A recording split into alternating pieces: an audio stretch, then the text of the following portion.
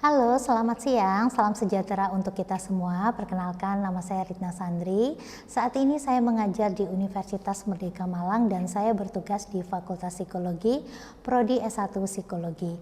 Mata kuliah yang saya ampu adalah asesmen bakat dan minat dan bidang keahlian saya di psikologi klinis. Video ini dibuat sebagai salah satu kelengkapan PDD UKT-PT yang merupakan syarat dalam proses pengajuan Serdos. Mata kuliah asesmen bakat dan minat adalah mata kuliah yang dapat membantu mahasiswa untuk memahami tentang konsep bakat dan minat, penggunaan alat tes bakat dan minat dalam berbagai bidang. Oleh karena itu, dalam mata kuliah ini mahasiswa akan mempelajari beberapa materi. Yang pertama adalah terkait dengan konsep teori bakat dan minat. Alat tes bakat dan minat meliputi materi tentang tes DAT, RMIB, dan Holland. Selain itu, mahasiswa juga akan belajar bagaimana melakukan administrasi scoring hingga pembuatan laporan tes bakat dan minat. Capaian pembelajaran mata kuliah asesmen bakat dan minat ini yang pertama adalah mahasiswa mampu memahami pengantar asesmen bakat dan minat, mahasiswa mampu memahami penggunaan tes DAT pada berbagai bidang psikologi dan mempraktekkan administrasi dan scoringnya, mahasiswa mampu memahami penggunaan tes RMIB dan tes Holland pada berbagai bidang psikologi, serta mempraktekkan administrasi dan scoringnya. Mata kuliah ini akan disajikan ke dalam 16 pertemuan, di mana pertemuan 1 sampai dengan 7 akan difokuskan dengan materi, mulai dari materi pengantar asesmen bakat dan minat, materi tes DAT, materi tes RMIB, dan tes Holland. Untuk pertemuan ke-8, mahasiswa akan melaksanakan UTS atau ujian tengah semester, di mana untuk ujian tengah semester ini, mahasiswa mengerjakan soal tulis yang sudah disediakan. Untuk pertemuan ke-9 akan dilaksanakan ujian role play untuk tes bakat dan minat. Ujian role play ini sebagai syarat untuk mahasiswa dapat lanjut ke praktikum. Kemudian di pertemuan ke-10 mahasiswa akan melaksanakan praktikum tes bakat dan minat. Di pertemuan 11 sampai dengan 12 mahasiswa akan mengerjakan laporan praktikum tes bakat dan minat. Untuk pertemuan 13 sampai dengan 15 mahasiswa akan melaksanakan LPJ atau laporan pertanggungjawaban terkait dengan laporan praktikum yang telah dilaksanakan. Pada proses LPJ ini, mahasiswa akan menjelaskan secara lisan berdasarkan laporan yang telah dibuat. Kemudian, untuk pertemuan terakhir atau pertemuan ke-16, mahasiswa akan melaksanakan UAS, di mana di sini akan dilaksanakan dengan memberikan soal-soal tertulis terkait dengan materi yang sudah dipelajari. Pendekatan yang saya gunakan untuk pembelajaran ini menggunakan pendekatan Student Centered Learning. Student Centered Learning adalah kegiatan pembelajaran yang berpusat kepada mahasiswa, dan pada akhir pembelajaran saya menggunakan metode asesmen. Saya sebagai dosen pengampu telah menyepakati kontrak perkuliahan terkait dengan item penilaian beserta presentasinya. Adapun presentasi untuk item penilaian terdiri dari satu aktivitas partisipatif, di mana di sini bobotnya adalah 5%, kemudian hasil proyek untuk bobotnya adalah 35%, tugas kuliah 10%, kuis 10%, ujian tengah semester 20%, dan ujian akhir semester atau UAS adalah 20%. Total dari item penilaian tersebut adalah 100%.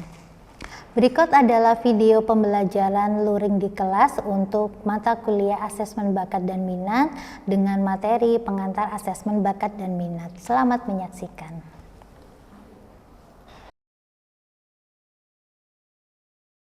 Assalamualaikum warahmatullahi wabarakatuh. Waalaikumsalam warahmatullahi wabarakatuh. Selamat siang semuanya. Oke, sebelum perkuliahan kita mulai, kita berdoa terlebih dahulu ya, agar perkuliahan kita hari ini berjalan dengan lancar dan semoga ilmu yang kita pelajari hari ini bermanfaat untuk semua. Berdoa dipersilahkan. Oke, selesai. Seperti janji saya minggu kemarin ya, kita akan membahas tentang pengantar dulu. Jadi pengantar terkait dengan konsep materi bakat dan minat ya, sebelum kita belajar lebih lanjut tentang asesmen ya dengan menggunakan alat tes bakat dan minat.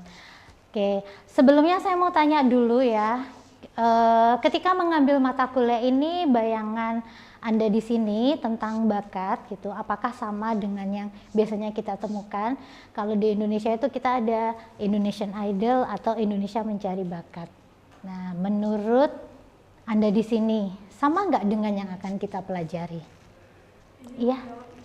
Kalau menurut saya sih kurang lebih sama ya Bu, karena bakat sendiri kan merupakan suatu potensi yang dimiliki individu sejak individu tersebut lahir gitu ya, pada suatu bidang tertentu. Jadi kalau dalam kasus Indonesian Idol tadi kan misalkan individu ini cepat memahami nada-nada, bisa jadi individu tersebut memang memiliki bakat atau potensi di bidang musik seperti itu. Oke. Saya akan menjawab apakah jawaban Yesa ya, jawaban teman Anda ini benar atau tidak nanti setelah saya menjelaskan konsep materi kita hari ini. Ya. Oke.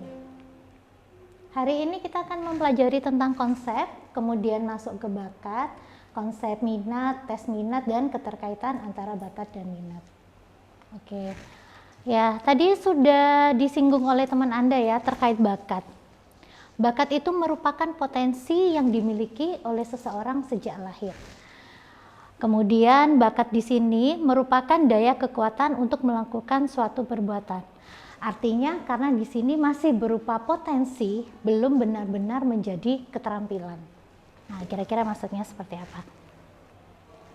Nah, di sini ya, apa yang menjadi pembeda kalau di psikologi itu kita belajar ya, ada apa namanya, bakat, minat, kepribadian, intelijensi. Bakat itu masuk di suatu karakteristik unik individu yang membuatnya berbeda. Sedangkan intelijensi, kemampuan umum ya, merupakan kemampuan umum kita tentang kemampuan gitu ya. Nah, kemudian apalagi yang akan kita ini kan? Nah, berikut nanti saya akan menjelaskan bagaimana kan cara kita untuk bisa mengidentifikasi bakat kita. Nah, tapi sebelumnya saya mau tanya dulu, kira-kira kenapa sih kita harus tahu? Kira-kira kenapa sih bakat itu harus diidentifikasi? Ya, Anissa? Karena untuk membantu mengidentifikasi karir supaya sesuai dengan pilihan karir. Oke, kira-kira kenapa kalau ternyata pilihan karir kita itu tidak sesuai dengan bakat? Kira-kira kenapa? Jawabannya di sini ya. Tapi sebelum ke tadi, saya akan menjelaskan tentang pentingnya bakat diidentifikasi. Benar tadi ya. Yang pertama sebagai dasar dalam pemberian pendidikan dan latihan berkenaan dengan bakat. Semakin kita tahu ya sejak awal bakat kita ini apa, nanti akan memudahkan kita, tidak perlu banyak ini ya trial and error gitu ya. Ini dikasih, oh fokusnya di situ. Maka semakin fokus nanti semakin bagus. Kemudian tadi benar yang disampaikan teman Anda sebagai dasar dalam pengembangan karir.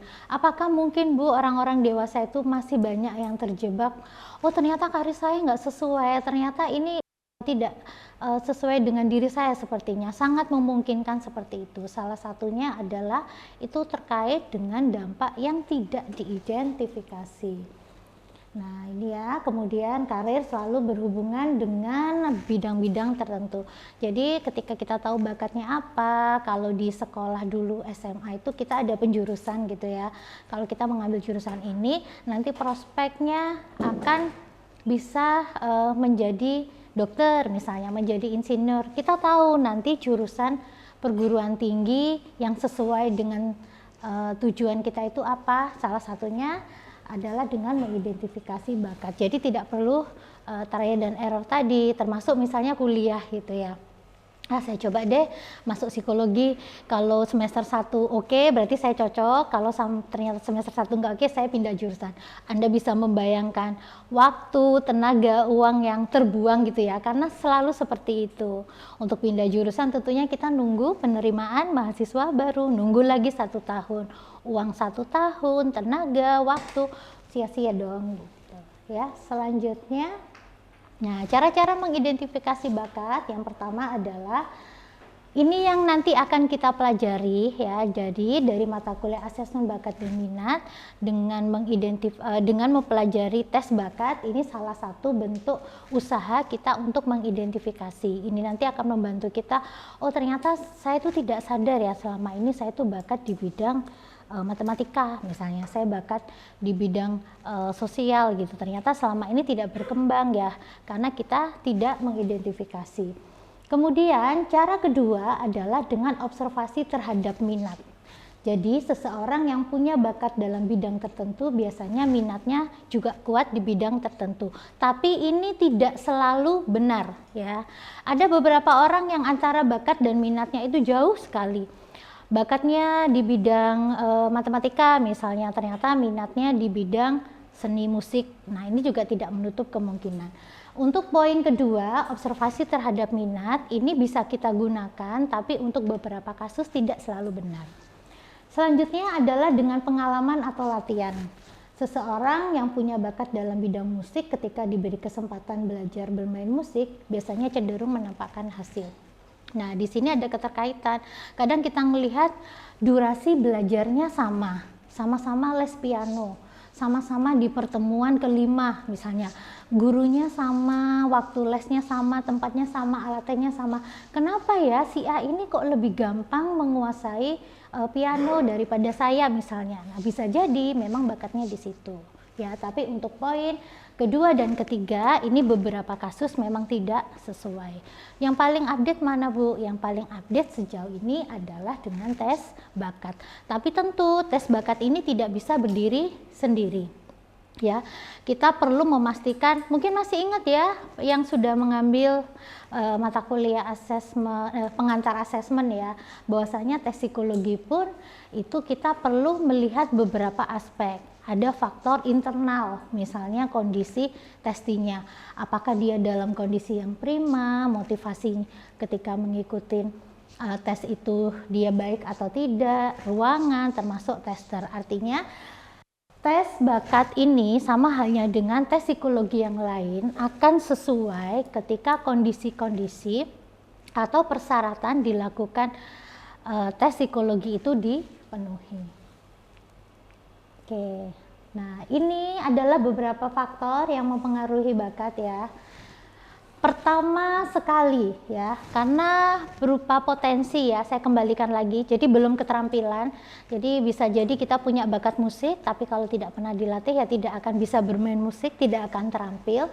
Faktor pertama yang mempengaruhi perkembangan bakat kita adalah genetik ya. Tapi Anda tidak perlu hopeless dulu, misalnya, bapakku itu pemain piano, ibuku misalnya penyanyi, tapi kok saya gagal ya, atau kok saya nggak bisa, katanya bakat, tapi kok enggak. Nah, nanti saya jelaskan lebih lanjut. Yang kedua adalah latihan. Ya, ini sudah menjadi satu keharusan ya, ke potensi. Percuma kita punya bakat bermain musik, percuma kita punya bakat matematika, tapi kalau nggak pernah dilatih ya tidak akan pernah bisa berkembang. Yang ketiga adalah lingkungan gitu ya. Ada beberapa yang akhirnya lingkungan itu menyebabkan bakat kita berkembang atau sebaliknya. Misalnya kita punya bakat musik nih orang tua, tapi karena misalnya, ini contoh aja ya, orang tua itu gagal di bidang musik, merasa masa depannya suram, akhirnya dia tidak ingin anak-anaknya mengambil jalur yang sama. Udah deh nggak usah belajar musik, masa depannya nanti suram seperti mama sama papa nih, seperti itu. Jadi ketiga hal ini harus berjalan berkesinambungan. Ini sambil dievaluasi ya, waduh, sebenarnya bakatku ini apa ya? Jangan-jangan sebenarnya bakatnya musik, tapi karena nggak memenuhi tiga hal ini, akhirnya menjadi terkubur. Oke, ini ya, tadi kegunaan tes bakat ya. Pertama sekali, tes bakat itu untuk mengurangi kelemahan tes intelijensi. Tadi di awal sudah saya jelaskan, kalau bakat itu adalah kemampuan khusus kita ya. Kemampuan khusus kita yang membedakan kita dengan individu yang lain. Sedangkan intelijensi adalah kemampuan umum. Ya, kalau ditanya misalnya IQ kamu berapa gitu, oh aku masuk di kategori superior. Kira-kira hanya berdasarkan info tersebut kita bisa tahu nggak kita nanti mahir di bidang apa? Tentu tidak. Makanya perlu adanya tes bakat. Jadi di sini untuk mengurangi kelemahan. Jadi memang tidak cukup kalau misalnya menentukan jurusan yang sesuai hanya dengan melihat kapasitas intelijensinya saja. Kemudian tes bakat dapat digunakan untuk mendeteksi kemungkinan seseorang berhasil. Ini tadi kemungkinan, memang masih banyak ya, tapi setidaknya ini membantu agar kita itu tidak banyak trial dan error. Kira-kira aku bakat mana ya? 1 bulan pertama di bidang musik, bulan kedua di bidang matematika misalnya, yang ketiga sosial. Nah, tidak seperti itu. Jadi dengan bakat itu kita bisa meminimalisir trial dan error tadi. Kemudian kita tahu tes bakat dibuat dalam seri multiple bakat. Jadi nanti ketika kita belajar ya, termasuk nanti alat tes yang banyak kita pelajari itu adalah tes bakat DAT. Di situ kan ada berbagai sub ya. Saya selalu bilang ke mahasiswa ketika role play, kerjakan tes tersebut dengan serius, karena percuma nanti nilainya tinggi semua tapi itu tidak mencerminkan kondisi kita. Nggak masalah, mungkin di subtes berhitung kita rendah, tapi jangan-jangan di subtes penalaran kita tinggi. Nah, dari situ kita bisa lihat, oh ternyata bakat saya ada di penalaran, tidak perlu memaksakan yang mungkin berhitung tidak terlalu tinggi. Nah, ini jenis-jenis tes bakat ya. Di sini ada beberapa. Memang tidak semuanya kita pelajari, nanti kita akan lebih banyak di tes DAT. Tes DAT sendiri ini subnya sudah ada beberapa ya, jadi nanti dari subtes itu kita akan belajar administrasinya bagaimana, scoring, pemberian instruksi, termasuk aspek-aspek apa saja yang nantinya akan kita pelajari. Ya, meskipun ada GATB, FACT, APT, dan seterusnya. Termasuk tes DAT di Indonesia ini yang paling banyak digunakan sejauh ini untuk mengasesmen atau untuk mengetahui bakat apa yang sesuai. Jadi biasanya tes DAT digunakan. Nah, kemudian minat. Oke. Minat itu ya, kenapa sih kok tidak asesmen bakat sendiri? Kenapa harus asesmen bakat dan minat? Pada dasarnya kedua hal ini ya, kedua tes ini itu saling berhubungan. Ya, saling berhubungan sehingga tidak terpisahkan. Ya, meskipun mereka tidak dinikahkan secara resmi, tapi bakat dan minat ini seringkali memang menjadi satu kesatuan. Kadang ada beberapa yang pikir, loh saya kan bakatnya musik tapi kok yang tinggi matematika ya. Kita perlu lihat dominan mana dia antara bakat dan minatnya, mana yang lebih dikembangkan. Oke, kembali dulu ya. Jadi minat itu berhubungan dengan gaya gerak yang mendorong seseorang untuk menghadapi atau berurusan dengan orang lain. Kemudian Harlock mengungkapkan bahwa minat merupakan hasil dari pengalaman belajar, bukan hasil bawaan sejak lahir. Sudah ketemu ya titik poin ya dari sini. Bakat itu salah satu pembeda antara bakat dan minat. Kalau bakat itu tadi cenderung dipengaruhi unsur genetik, sedangkan minat hasil pengalaman kita, jadi hasil interaksi kita dengan lingkungan. Oke. Nah, di sini di poin terakhir ya, minat dapat menjadi indikator dari kekuatan seseorang di area tertentu, di mana dia akan termotivasi untuk mempelajarinya dan menunjukkan kinerja yang tinggi. Ada nggak di sini kalau baca novel atau nonton drakor itu bisa lupa semuanya, tiba-tiba nggak kerasa, loh sudah 3 jam ya, wah sudah 2 jam ya. Atau ada nggak di sini yang ketika baca jurnal-jurnal penelitian gitu ya, ternyata loh sudah 3 jam, oh berapa jurnal tadi yang sudah dibaca gitu. Ada ya. Nah, kira-kira bayangan minat seperti itu. Ketika kita minat pada bidang tertentu ya, kita akan sangat menikmati ya, kita akan sangat mencintai sehingga kadang kita bisa itu tadi, oh nggak kerasa nih sudah 2 jam, nggak kerasa sudah 3 jam, wah nggak kerasa nih jurnal yang saya baca ternyata sudah 10, saking menariknya membaca jurnal ya. Luar biasa ya.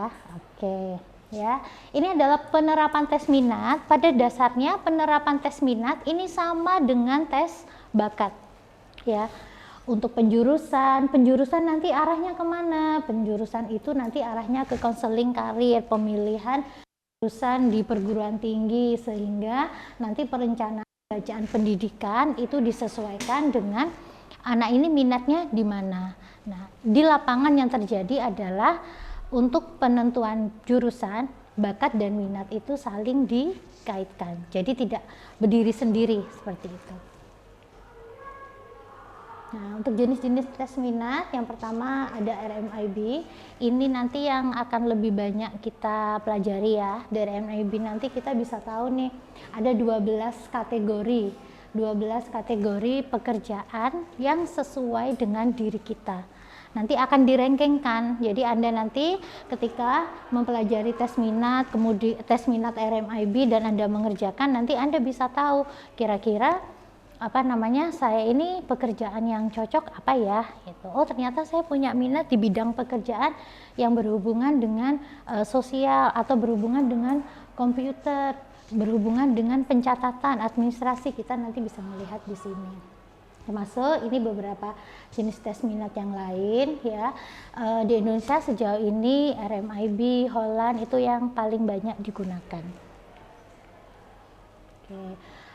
Sebelum RMIB, Holland, Kuder juga digunakan, tapi sepengetahuan saya sekarang sudah mulai ini ya, tidak sebanyak ketika RMIB sama Holland. Ada KPR 5. Nanti jika Anda penasaran dengan Bu, karena kan tidak mempelajari secara detail, kira-kira nanti akses alat tesnya di mana, kita nanti bisa cek di laboratorium kita ya. Oke. Nah, titik poinnya adalah bakat akan sulit berkembang dengan baik apabila tidak diawali minat untuk hal tersebut. Oke, saya mungkin mencontohkan di sini di mana bakat dan minat ini cocok. Ada yang tahu penyanyi Melly Goeslaw? Melly Goeslaw itu berbakat di bidang apa? Musik, penyanyi oke, pencipta lagu oke. Ada yang tahu siapa ayahnya Melly Goeslaw? Ayahnya Melly Goeslaw itu adalah Melky Goeslaw. Mungkin tidak seterkenal Melly Goeslaw, tapi sama, bidang yang didalami adalah bidang musik. Ini adalah contoh ya. Jadi secara genetik, secara bawaan, Melly Goeslaw ini sudah kuat, dapat dari ayahnya. Kemudian lingkungan di sekitarnya, ayah, keluarga itu mendukungnya. Dan di satu sisi Melly juga menikmati ketika dia belajar musik. Akhirnya yang terjadi adalah seperti sekarang. Bu, mungkin nggak Bu di lapangan itu ada yang sebaliknya, punya bakat di bidang A kemudian tapi minatnya B? Sangat memungkinkan. Ingat tadi poinnya saya mencontohkan ya, itu contoh fiktif ya. Orang tua yang menekuni bidang musik ternyata merasa tidak sukses sehingga dia menganggap oh bidang ini nggak bisa. Akhirnya dia bilang ke anaknya nggak usah belajar musik, nanti masa depannya suram. Ini contoh saja. Nah, hal-hal seperti itulah. Jadi tidak hanya sekedar punya bakat, tapi minat, yang mana minat ini lebih banyak dipengaruhi oleh lingkungan. Oke, demikianlah pengantar untuk konsep bakat dan minat ya, termasuk tadi kita belajar tentang beberapa contoh alat tes secara general. Kira-kira dari materi hari ini ada yang mau ditanyakan nggak? Oke, Lana. Baik, sebelumnya perkenalkan, nama saya Ibnu Lana dengan dipanggilkan 291. Tadi kan sempat Ibu sampaikan mengenai faktor yang menyebabkan mempengaruhi bakat dan minat kita. Nah, saya ingin memastikan aja Bu, apakah percuma kita punya bakat tapi tidak pernah kita latih atau kita asah untuk menjadi sia-sia? Percuma nggak ya? Oke, pertanyaan yang bagus sekali Bu. Percuma nggak Bu kita itu punya bakat tapi tidak pernah kita latih? Jawabannya apa kira-kira? Sebenarnya bukan percuma ya, bahasa yang tepat ya adalah lebih kepada bakat ini tidak akan berkembang, tidak akan berbentuk menjadi keterampilan karena masih di bagian potensi ya. Ada potensi tapi tidak menjadi keterampilan. Punya bakat musik tapi tidak pernah belajar musik ya tidak akan pernah bisa bermain musik. Jadi bukan percuma ya, bahasa yang lebih tepat adalah lebih kurang berkembang. Nah, kira-kira seperti itu. Ada lagi barangkali yang mau ditambahkan, mau ditanyakan? Oke, nah kita kembali tadi ya di awal ketika saya melemparkan pertanyaan. kira-kira ya dari yang tadi ya, apakah bakat, konsep bakat, minat, kemudian asesmen, alat tes terkait dengan bakat dan minat ini sama nggak dengan bakat yang dimaksud dengan adanya audisi, mulai dari kalau di Indonesia itu ada Indonesian Idol, ada Indonesia Mencari Bakat, kira-kira sama nggak? Sama.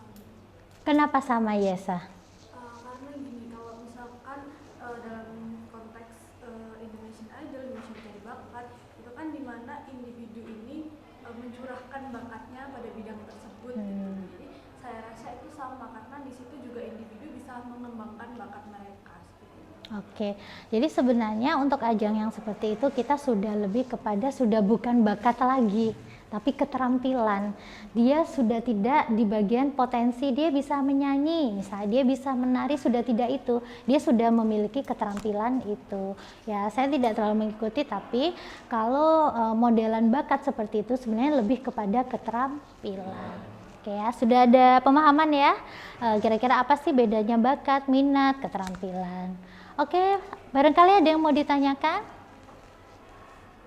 Oke, jika tidak ada, nanti untuk pertemuan selanjutnya kita akan mulai ini ya, belajar administrasi. Kita mulai dari tes minat DAT dulu.